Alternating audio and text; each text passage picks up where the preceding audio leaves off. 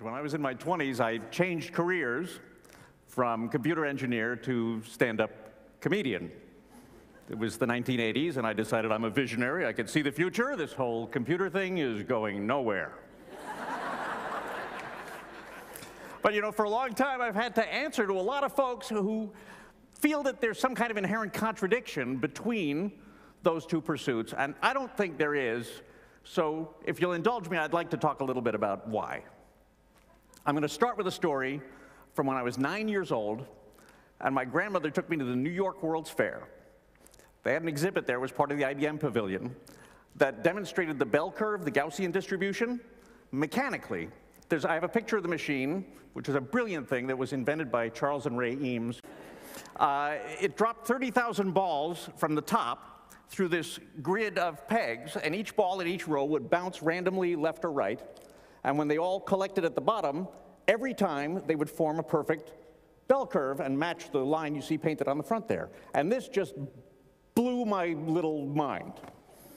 I could not be dragged away. Here we are at this giant fair, and there's rides and shows and food, and my grandmother is stuck with this creepy, obsessed child who will not be torn away from the math machine.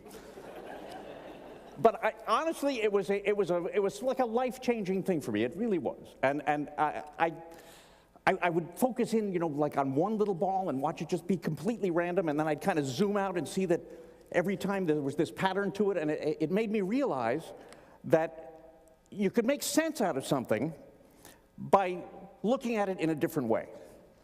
And I think that's something that engineers and comedians both do.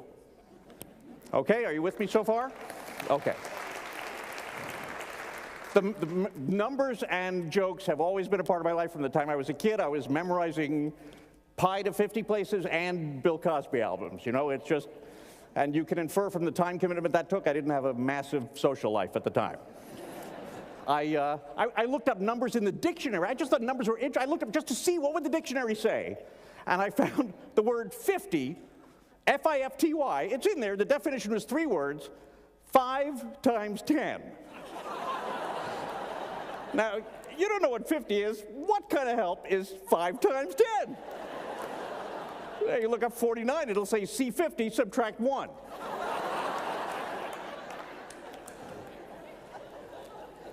In any event, I did grow up to become an engineer. I went to work for a mainframe manufacturer in New Jersey, which was fantastic. It was like Oz to me. I got to play with these giant computers. It was like the ultimate mega probability machine. It was fantastic. In fact, I have a picture. I think this is from like 1979 or 1980, if we can get there. Let's see. Yes, that's it. That's me and my group. You can kind of play Where's Waldo with this and try to figure out who I am. The clue is there's no female in that picture.